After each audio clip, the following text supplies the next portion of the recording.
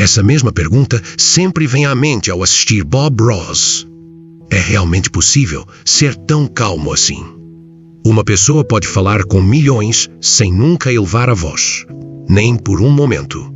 Ou essa calma é uma postura consciente, construída sobre muitas experiências vividas?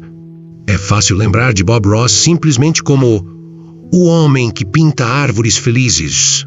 Mas a verdadeira história começa quando o pincel não está na tela. Porque a tranquilidade sobre a qual Bob Ross falava não era resultado natural de sua vida. Era sua resposta à vida. Bob Ross, nascido na Flórida em 1942, passou a infância em uma família que, por fora, parecia bastante comum. Seu pai era carpinteiro, sua mãe, garçonete.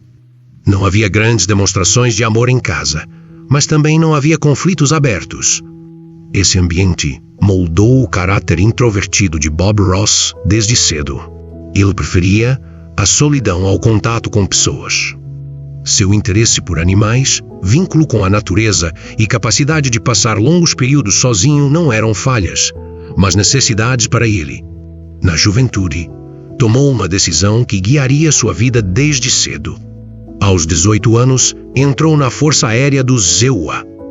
Por trás dessa decisão, estavam tanto a busca por ordem, quanto o desejo de apoiar sua família financeiramente, mas quando foi enviado para o Alasca, sua vida mudou completamente. O clima severo, a disciplina rígida e a estrutura hierárquica eram totalmente contrários à natureza de Bob Ross. Ele serviu no exército por cerca de 20 anos. À medida que seu posto subia, suas responsabilidades também aumentavam. Eventualmente, se tornou sargento-mor. Nesse momento, ele não apenas recebia ordens, mas também as dava. Precisava gritar com as pessoas, não aceitava erros e mantinha o controle. Esse papel colocou uma pressão profunda sobre ele. Ao descrever esse período anos depois, ele dizia que ter que gritar com as pessoas o desgastava por dentro. Esse desgaste foi o principal motivo para decidir sair do exército. Um dia, ele percebeu que essa vida não combinava em nada com a pessoa que queria ser. Deixar a vida militar não era apenas sobre pintura. Ele não queria mais gritar. Seu primeiro contato sério com a pintura começou durante os anos no Alasca. Ele pintava paisagens nas horas vagas. Montanhas nevadas, lagos silenciosos e florestas desertas lhe eram familiares e seguras. Durante esse tempo, ele descobriu a técnica molhado sobre molhado. Essa técnica mudou completamente sua relação com a pintura, pois não havia erro. Um traço errado podia instantaneamente virar outra coisa. Essa abordagem se tornou a filosofia de vida de Bob Ross. Em um mundo que ele não podia controlar, ao menos tinha controle sobre sua tela. Ao deixar o exército, investiu todas as economias em pintar e ensinar. Não foi uma escolha fácil. Ele deixou para trás a segurança financeira. Mas, em troca, escolheu uma vida onde podia falar com sua própria voz.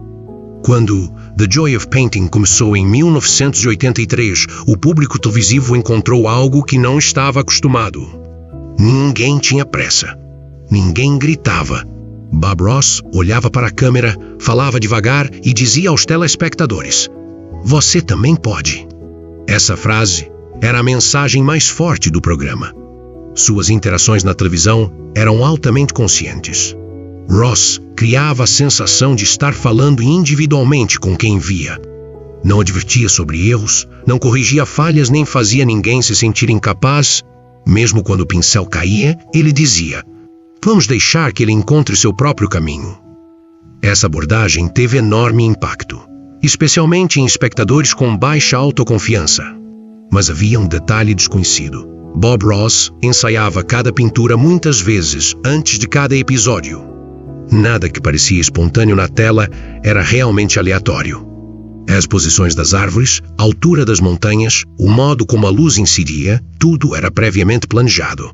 Assim, sua calma vinha não da falta de planejamento, mas sim do contrário, do domínio absoluto. Seu famoso cabelo afro também foi frequentemente mal interpretado. Esse estilo não foi uma escolha pessoal de Bob Ross. Foi resultado de um permanente, e como virou identidade da marca, não podia ser mudado. Sabe-se que ele pessoalmente não gostava do cabelo, mas com o tempo virou um símbolo, independente dele. Ao olhar de perto para as pinturas de Bob Ross, um detalhe interessante se destaca. A maioria das pinturas não tem pessoas. Há casas, mas as portas estão fechadas. Há estradas, mas não é possível saber para onde elas levam. Isso é visto como uma escolha consciente, porque Bob Ross pintava a tranquilidade não das pessoas, mas dos lugares onde elas não existiam. Sua vida privada reflete essa solidão também. Foi casado 3 vezes. Seu filho, Steve Ross, nasceu do primeiro casamento. Steve seguiu os passos do pai, virou pintor e apareceu no programa. No entanto, a relação entre pai e filho nunca foi calorosa. Bob Ross preferia guardar seus sentimentos em vez de demonstrar afeto. Seu maior apoio na vida foi a segunda esposa, Jane Ross.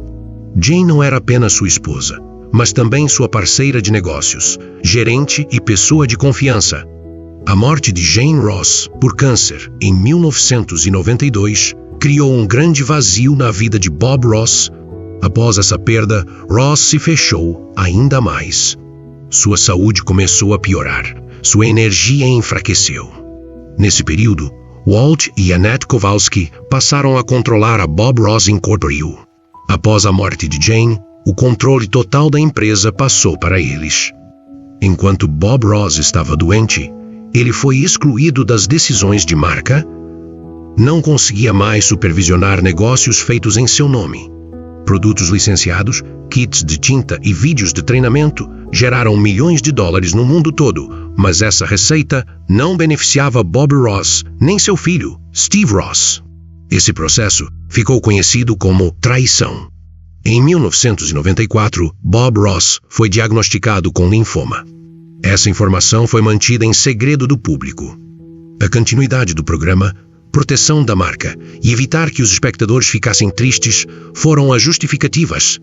Nos últimos episódios, quem prestava atenção notou suas mãos trêmulas, respiração curta e pausas, mas Ross nunca mencionou. Passou seus últimos meses principalmente isolado. Estava em tratamento, não aparecia mais nas câmeras e era totalmente excluído das decisões da empresa. Seu nome, rosto e voz ainda geravam receita, mas ele mesmo estava fora do sistema. Em 4 de julho de 1995, faleceu aos 52 anos. Sua morte foi anunciada discretamente, sem grande cerimônia. Suas cinzas foram espalhadas na natureza do Alasca, como o desejava. Essa foi a expressão final de sua devoção ao silêncio. A fama verdadeira veio só depois de sua morte. Na era da internet, Bob Ross foi redescoberto. Seus vídeos foram assistidos milhões de vezes.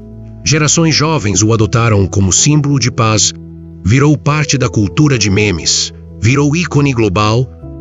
Mas essa fama beneficiou principalmente os sistemas que ele não podia controlar. Bob Ross nem sempre foi feliz. Nem sempre foi calmo. Mas escolheu ensinar tranquilidade. Talvez por isso, milhões ligam sua voz até hoje. Porque às vezes, as pessoas se emocionam não com quem grita, mas com quem fala baixinho. E o que Bob Ross deixou não são apenas pinturas. É uma história humana que mostra que o silêncio também pode ser uma forma de expressão. Para compartilhar a história e o mundo pacífico de Bob Ross com mais pessoas, não se esqueça de curtir o vídeo, se inscrever no canal e escrever suas ideias nos comentários.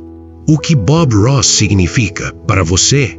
Vamos descobrir juntos o poder do silêncio.